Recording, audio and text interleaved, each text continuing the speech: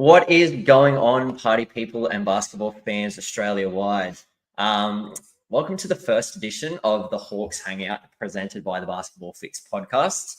I'm first co-host Sammy D. James, and with me today I've got my co-host, Flying Soren Man, Corey Stant. What's going on, Corey? Oh, not too much, mate. Still buzzing after that huge victory against the Pussycats yesterday. Incredible.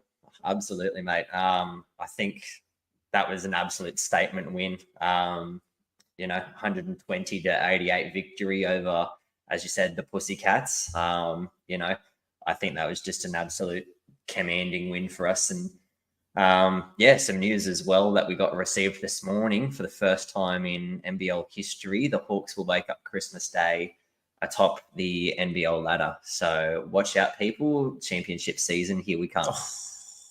No chip talk. No chip talk. Yes, mate. Mate, chip talk. No all chip the talk. way. Hey, all the way. I've been a long fan of the Hawks, and I'm telling you, we can't be having any jinxes. This is the only thing that's going to stop us. No. I'm putting no chip talk. No chip talk. It's happening. Okay. It can't happen. This is the number one rule for our podcast is there's no chip talk. No chip talk. All right. No chip talk. I can do that. All right. Let's get into a game review of that game. What an absolute beast of a performance by the Hawks. 32-point demolition job on Perth and Bryce Cotton. From the opening tip, it was just absolutely clear that those boys were locked in. They were executing on both ends of the floor. Our defense absolutely suffocated Bryce, and they absolutely had no answers for us come, halftime. Yeah, the game was over at halftime. I think it was 48, 48, like total dominance. Like anytime you can beat Perth 3 times in the season, it's pretty good. The only thing that will top that is if we on Christmas Day can make it 3-0 against the Kings this season as well. Trey Kell, what a performance from that guy. Hey, he started the season amazingly. Had a little bit of a drop with that injury, but we don't need him to be brilliant every single week, but when he can put performances up like that, 31 points, 5 rebounds, 5 assists, just an amazing performance. I've brought a little nickname for him out, Smell the Kel, because he is nasty. Smell the Kel. I'm telling you, he was unbelievable. The guy can score at multiple levels. That's his biggest thing for him. I think he can get it to the hole. He can go through traffic. He can score. He seems to draw fouls better than anyone else in the Hawks. He can hit the 3. He's got that mid-range, which is a dying art. Just big fan of him. I just love a big guard in the NBL. It just gives you a point of difference. I think that was a genius move from Tatum signing Kel for this season. Last night even, there was times where we had Hickey and Harvey on the court at the same time, and he slotted into the 3. That's a luxury that not many other teams have. So, huge Kel fan. Massive performance last night. 100%, mate. Would you put him back in MVP conversations? You know what? I don't really want the Hawks to have the MVP. I think our greatest strength is that we have that quality team. We don't just rely on one player. Any player on any given night could be the person who leads us to victory. And that's what I love about this team this season. So if I'm being honest, I think if we get any chance of, I'm not going to say it, we can't have the league MVP. That's just my opinion. League MVP. Finals MVP? Oh, I'll take that, but no chip talk. I told you that. Got to sneak it in there somehow, mate. All right. Speaking of MVPs, who have you got for the game MVP? That was pretty easy. I think, Trey Kell definitely game MVP. Outstanding performance, but like special mention to Wani Swakala-Bullock. He was outstanding on Cotton defensively. Cotton 13 first quarter points, and I have to say I was worried. After he started quietly, he didn't get a point until probably about the 5th minute of the first quarter. Then he just went bang, bang, bang, 13, and I was like, we're on 50, watch here. But Wani, incredible job for him not to score again. I know he wasn't as big a minutes as he normally has, but still not to score another point for the next 3 quarters. incredible performance. Yeah, and considering someone who's just come off 4 back-to-back 40-point games, like we went into this game going straight away, like, okay, everyone that we spoke to, even us together, we were like, yeah, no worries, he's going to have over 40 points. It's going to be close, but to come out and win by 32 in front of your home crowd, I mean, it doesn't get much better than that for Christmas. No. So only beating Sydney on Christmas will top it off. Speaking of, obviously next game, Wednesday, Christmas night hoops, Sydney Kings, Kudos Bank Arena. Now, Sydney Kings, I don't know, man. They're coming into a solid run of form. This matchup, three-way series, it's always one to watch. It's always a good one to watch televised, watch live. I don't think the Kings can get it done, man. They're hot and cold. They're hot and cold. They only just have beaten teams the past few games. Like, I think since that Tasmania game that they have, the last 4 or 5 games have all been within single-digit points. Even the last game, like, to come from behind to beat New Zealand, like, it was just ridiculous for a team that's, broken the salary cap and, done whatever they've had to scrounge players and get what did Derek Rucker say? If they don't make the championship series, what's he going to do? He's going to walk a pretty long way, he said, I think. So yeah, he may be feeling the pressure, Derek, at this stage, but I think that the Hawks on betting deserve probably to be favourites in this one, but I'll be lying if I wasn't worried. I respect Gorge as a coach and I respect their playing roster. They've got some great players. Probably my biggest worry is that we're just coming off that big game yesterday, so the Hawks have a short turnaround. That could be an issue for the Hawks, but the late tip-off could work in the Hawks' favour, the 8:30 tip-off. The Hawks have travelled to Perth this year, I think, twice on a Friday night. So they've had the benefit of dealing with those sorts of times. So I think that could potentially help us. Also help with our recovery as well, getting that little bit longer to recover for this game. Yeah, but I still think don't underestimate the Kings. Yeah, 100%. I think offensively, definitely look for the Hawks to try and swing it and exploit the Kings' weaker perimeter defenders. Just chucking it out to Harvey. Trey Keller's just come off of 31, 5 and 5, as you said. Swinging it out to someone like Lee. Lee was pivotal right there towards the end. Even Peatling getting some more minutes and trying to get it inside to him. We run about 9 deep in the team that, most of them can shoot from beyond the arc. So, if we exploit that defensively, I don't think the Kings can match what we have. Yeah, I think the Kings, they've got to come and bring energy. I think if the Kings don't bring the energy, our trademark this season has been the fast starts. Last night, 37 points, but that wasn't the only time. That's been a big thing for the Hawks this year, is racking up big totals in that first quarter, putting teams under pressure. I feel if the Kings don't bring it in that first quarter, it could be danger signs for them. But I think that Gorge is smart enough to know that that's the case. So he'll have his players up for that first quarter ready to go, and he'll have them locked in. So, I think it'll be a good one. Yeah, 100%. Shout out to the young guns this season as well. Like, obviously, massive big shout out to Winey last night. You take the guy who's in MVP conversations, 4 back-to-back 40-point plus games, and you held him to 13 points for 1 quarter. Didn't touch the ball, didn't score again.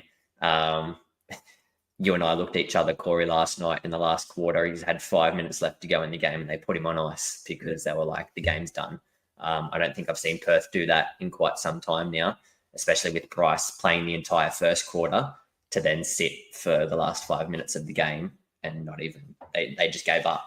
Yeah. And I think, for us, like, if we're just absolutely demolishing teams like that, for them to just go, okay, you know what, there's no point risking injury. There's no point risking guys anymore. We're just going to put them on ice. Watch out. Yeah. Because we're coming.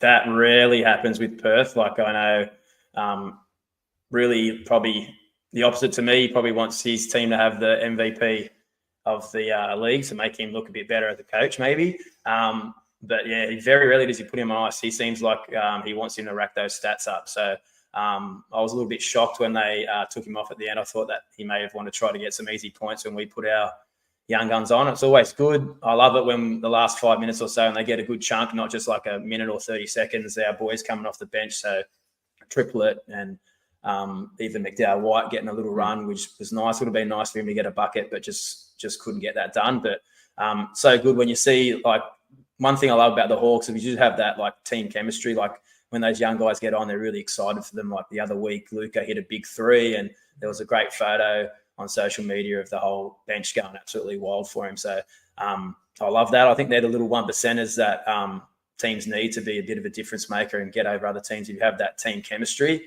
I think it goes a long way to getting those wins on the ladder. Yeah, 100%. Now, you mentioned before, Corey. Yes. Nickname for Trader Man Kel the Third. Smell of a Kel because Yes. he's nasty. He's nasty. He's nasty. Yeah. Now, I've been hearing some things, mate. I've been hearing some things. All right. Apparently, you've got some nicknames in store for me. Yeah, I do, mate. I've got a few up my sleeve. The first one I'm going to go with is Mason Peatling. Now, I'm labeling him as 6 again. So I know, like, there's NBL, we don't have, like, not all NRL teams in the places that NBL is played. But in the NRL, if you get a reset, you get 6 tackles again. And I feel like the offensive rebound is the equivalent of getting, like, a reset. All right, getting the ball back again, resetting the shot clock.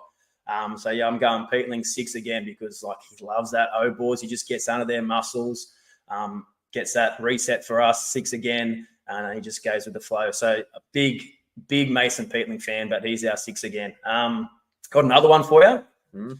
Wani. Yeah. All right. I'm calling Wani COVID. COVID? Yeah. Why COVID, mate? Because he's Wani Swaka La lockdown. He just locks down people. That's what he does. And what happened in COVID? We bloody got locked down. All right. So he will be known as COVID. Wani Swaka La lockdown. Wani Swaka La lockdown. Yep. I'm feeling like we need to put these on shirts and give them to the players or something, mate. We might have to do that, mate. Yeah, bit of merch for the Hawks Hangout. Bit of merch, basketball fix branded shirts, Yeah. Hawks Hangout, Let's Wani do it. Swaka La lockdown. Let's do it. Bring back the COVID mask, mate. My next one. I think you might like this one, but I don't know. You're a bit young, so I don't know if you know this band, but I know your dad, and I'm pretty sure he would have liked him. The next one is Sam Froling, and I call him Limp Biscuit. And the reason why I'm calling him Limp Biscuit is because he is Sam Froling, Sam Froling. Yes. All right, that's why we got him as Limp Biscuit. All right, so next one. All right, this guy. He's been one of our longest serving imports, and hopefully he's going to be naturalised. That's the rumour. That would be great, and hopefully he stays with us. Harvey. All right, Harvey's nickname is the bathroom. Bathroom. Do I even want to ask why you're going to call him the bathroom, mate? I am. You're going to ask. You should have to know. All right. Why'd you call him the bathroom? Because he likes to splash. He likes to splash plenty of threes, but also he's a Tyler. See what I did there? All right. He's a Tyler. So he is the bathroom. Tyler Harvey is the bathroom. That's what we're talking. That's what we're calling him moving forward. I'm telling you, it's going to stick. It's going to stick. Like a tile. Like a Tyler. Well, he's a Tyler. Tyler Harvey. Oh, the dad jokes. I just Hey, we're going to get them. We're going to keep coming, mate. So get used to it. Get used to it. Oh. Get used to it. Speaking of, with Harvey being naturalised, if that does happen and he re-signs with the Hawks as a natural player, that does open up an import spot. Now, if you could add any player to the team, import, naturalise, whatever you could do, if that happens, who would you have and why? Great question. I think the only real weakness I can see in the Hawks at the moment is probably our bigs, our fives, just don't have the ability to stretch the floor. So Froling, obviously, doing a great job under the bucket. So is young fella, Olbrich, but just they both don't really have the ability to hit the 3. I know Lockie hit the 3 quite well in the lower leagues. They did well in New Zealand NBL and got the league MVP there. But he was hitting the 3 at quite a high clip. It just hasn't seemed to be able to translate to NBL. So I feel yeah, that's probably our biggest weakness. So if that was the case and we could get, I may not necessarily get an import, I'd maybe look for like a marquee Australian. And I'd love to see Nick Kay come back to the Hawks. Big fan of Nick Kay. He does a lot of the 1% things, but he also can stretch the floor. He can hit that three at a pretty decent clip, but he's just tough, works hard. And I think that blue collar, he just would just give everything the Hawks needed, and I just would love him to be a Hawk again. Yeah, and I definitely think he'd fit back into the system of the Hawks as well. As you said, that blue collar, just get down, get into it, get in the mud, get gritty. He'd fit in with people like your Davos, your Lockies. And even if you had him in there, you had him in the starting lineup, or you do what they've done with Days now, and, you know, he comes off the bench for whatever reason, he can stretch that floor where you could push Sam back to the four, where he's comfortable playing, like we saw when we had Reith playing for us. Because that Reith would just let it fly from beyond the arc, and he was an offensive threat that it would exploit the defense of the other team and make them come up. So the hole was open, and all Sam had to do was, as you can, keep rolling straight to that basket. So even if we had someone like a Nick Kay in there, I feel like Sam's rolling game would take it to a next level, as we saw a few seasons back there. Yeah, I agree. I think Sam's a great player, and I think he's going to be a long-serving player in the NBL for a long time. No, he's got aspirations for the NBA, and I hope he gets there. But I think if he's going to get to the NBA, he probably has to add something to his game, probably like improve his free throw shooting, which he has a little bit this year, and probably bring in some sort of mid-range or that three ball, which, funnily enough, he used to have the three ball when he first started for the Hawks. That was his game. He was a stretch guy. But I think when Gorge came to the Hawks, he worked really hard on him having an inside presence. And so it's probably maybe taken a little bit away from that outside threat, but he's got the ability to do it. But yeah, if he wants to get to the next level, I think that's what he has to do. 100%. Now, this is going to be a controversial segment of our show. And I know our boss is probably going to be watching this right now, and he is a Wildcats fan. So we do have to be careful. Corey, would you like to introduce our next segment? Okay, what's our next segment? Tell me. Me telling me? Yeah, tell me. All right. Tell me. All right. We're doing Flog Watch, guys. Flog Watch. Now, I think that, you and I are very respectable. We get very involved and very enthusiastic, as some people would like to say in the game. I agree. And I know that both of us play a little basketball. I'm not going to say we're brilliant. We coach a little basketball. We spectate a lot of basketball. And people may think that, like, potentially, like, we're flogs. And I may even agree on court. So just want to preface this by saying that when we talk about Flog Watch here, we're only talking about what we see on the court. I'm sure all these people, all these players are amazing people off the court. Like, I'm pretty sure we think that we're pretty decent guys off the court. But, like, on the court, on the sidelines, on the bench, sometimes, we may be seen as being flogs. But, so just don't take it to heart, guys. This is just a little segment that we thought would be fun. Let's kick it off. What do you reckon? 100%, mate. Who have you got for me? Okay, so we're going to be looking at the Sydney Kings. That's our next game. So, obviously, being our arch rivals, not a big fan of the Kings. So there's quite multiple level of flogs in the Kings. I've got some nominees for you, mate. So I'm going to rattle off 3 nominees. And if you want to add any nominees, you can do that. But I've got 3 nominees. And I'd like you to tell me who you would pick, and then I'll do the same. Okay, so the 3 nominees. First one is Mr. Bruce. Okay. Second nominee, all right, Xavier Cooks. And third nominee, Quite Noy. Who's your biggest flog out of those 3? Out of those 3? Yeah. I mean, don't tell an Illawarra crowd to shush, mate. Like, you can't come in to a packed WEC entertainment centre and tell the crowd to shush. You ended with 2 points and 4 fouls, mate. Big Kuat, we're coming for you. You're at home this week. You know what? It'll be Wani's turn to tell you guys to shush when we've beaten you by another 30 points. So watch your back, mate. Watch your back. I would have said Xavier Cooks, being a hometown boy, being a trader and all the rest of it, and going and chasing the big money, going to the NBA and then coming back for some lucrative deal with Daddy Gorgian.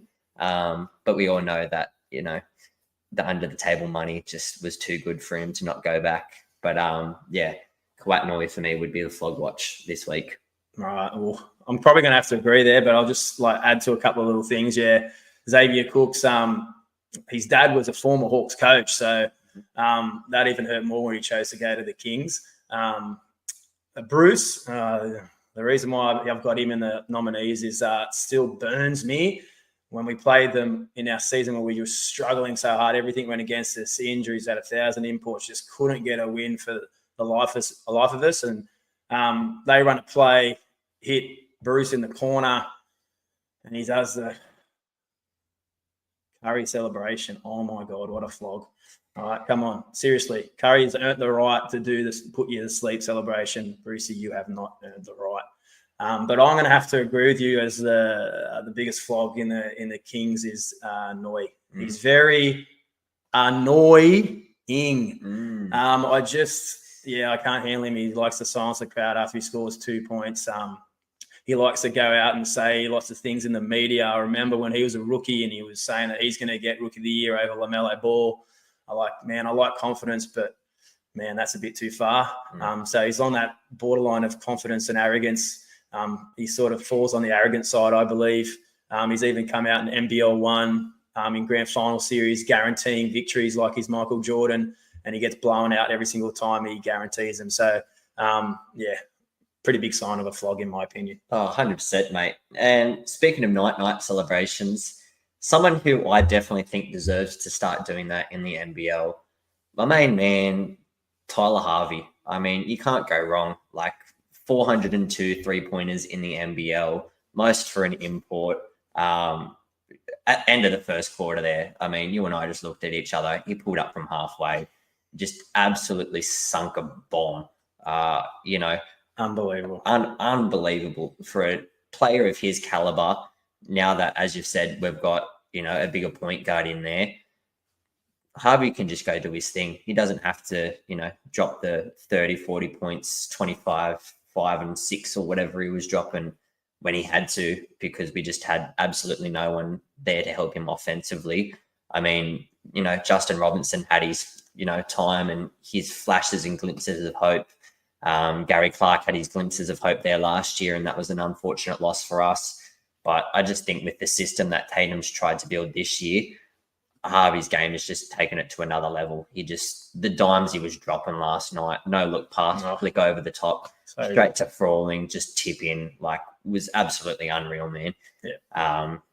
I think he'll be big come playoff time. Yeah. I'm saying playoffs. I'm not saying the C word. That's all right. I'm not saying the coveted C word that I cannot say here. That's all right. You can say playoffs. But I'll say playoffs. It'll be a lock, and I'm looking forward to it. I definitely agree with you. He's earned the right to do that sort of celebration. But I'm not a big fan of it. But if you've hit 400 threes, but I just don't think Tyler's the sort of guy who would do it. But I think he's super keen, Tyler. He's been at the Hawks for a long time, been there when we've had some tough seasons. Most imports would have run and said nah, but he's stayed strong to the Hawks. He's had his ups and downs too, but he's rolling this season. I think he's fitting in really well with the roster. And he's really enjoying playing basketball. So that's good signs for the Hawks moving forward. 100%. Now, you and I, we love to do a little multi here and there on our games. I put one on last night. It did not come through. Yes. Bryce, you let me down, mate. You let me down. I was going into the game thinking, that's a good thing he let us down, though. A great thing that he let us down. I'll take the 32-point plus win. But hey, when I had him down for 45 plus points, rebounds, and assists, come on, mate. What are you doing? Mate, I'd waste $10 every week. I should do that. Actually, I was on the kiss of death when I put a multi on. I just can never seem to get one. So I'd use that power for good. So I'd normally usually put money on the other team so I can help the Hawks win. So it's worked plenty of times, just quietly. Worked plenty of times. There you go. And now, your same game multi for the Kings game. All right. So what are you going to have? I've got it up here, so I'm just going to have a little quick look. So I've got Will Hickey to get 4+ boards. I really like his ability to sneak in there and just anticipate. He has the ability to get those O boards, especially get second chance points. I just have a feeling he could get 4+. I think this is an absolute lock. Xavier Cook's 8+ rebounds. He seems to get lots of rebounds against the Hawks, often off his own misses. But yeah, so he likes to get those in and just rack up 3 quick ones with his own misses and then put it in. So I think he'll get 8+ quite comfortably. I'm going to stick with what I said earlier. Might be the kiss of death on them, but the Hawks' first quarters have been outstanding. So I'm going to go the Hawks to win the first quarter. And then my last one is the Hawks have been racking up some scores. I know I've looked at the previous scores when they played the Kings, and they haven't always been massive scores, but I just feel like the Hawks are rolling and the Kings are going to know that they're going to have to try to match them offensively.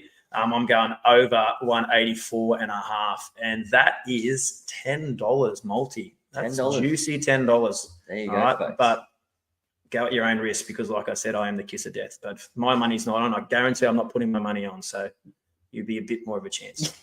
There you go. As we said, remember, these are just fun. Like always, gamble responsibly. We do not endorse going out and spending millions of dollars on gambling. It's just for a bit of fun here and there, guys. Yeah. Yes. And lastly, Corey, big question for you. Hawks predictions for the rest of the season, mate. For the rest of the season, what do we think? Who's going to be standout? Where are we going to finish? What's your predictions? I think these next 3 games are big for the Hawks. So we've got obviously the Kings away, then we've got Brisbane away, then we come back home on New Year's Eve and we play Phoenix. I think if we can get 2 out of those 3, it sits us quite nicely, I think, at 13 and 6. I think then we can really push for a top 2 position, which I think that should be what they're looking for. If we can get all 3, that'll be amazing. But I think we can really push for a top 2 position. I think one of the Hawks' biggest strengths this year has been Tatum. I think a lot of people, when he got signed as coach, were a little bit worried when they looked at his history of coaching, mostly high school level. But what he brings is that player management. He's able to get the best out of his players. I think that's a huge thing in professional sports.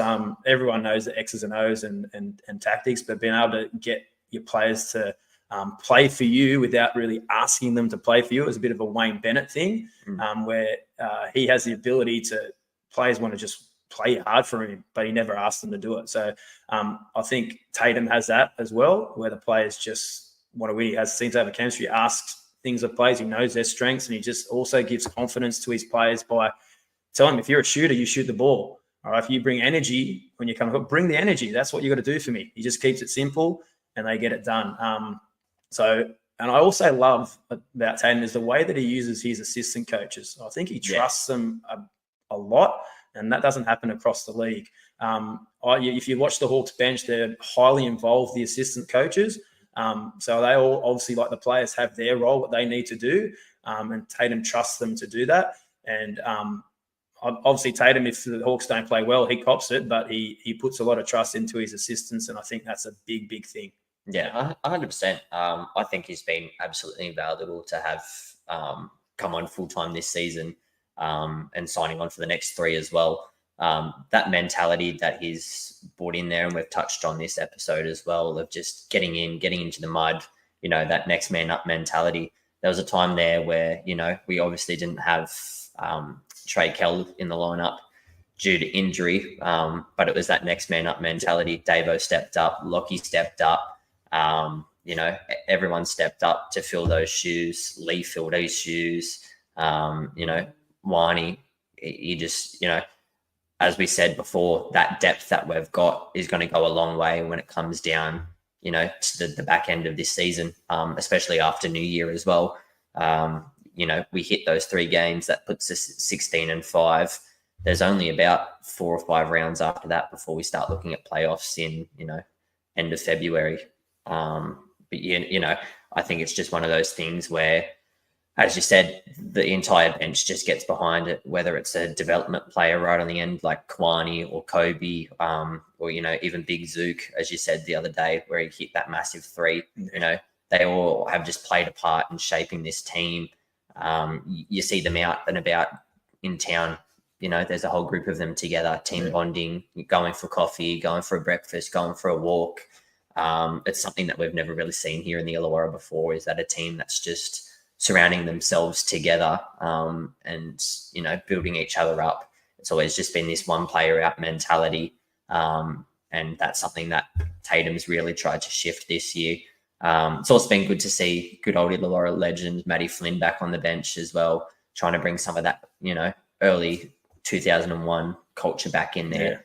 It's going to be the NBL 1 coach too, which is good. So let's hope that we can see a little bit more of a crossover. So some of those players potentially who are those young guns who play for the Hawks can step into the NBL 1 team and play under Flinney, which would be nice to see. So hopefully that's in the process. Don't know if it will be, but NBL 1 team has struggled a little bit, especially last season. So that would be nice to see some of those players who often sit on the bench, the young guns, stick around and have a crack for the NBL 1 team. That'd be really nice. Yeah, 100%.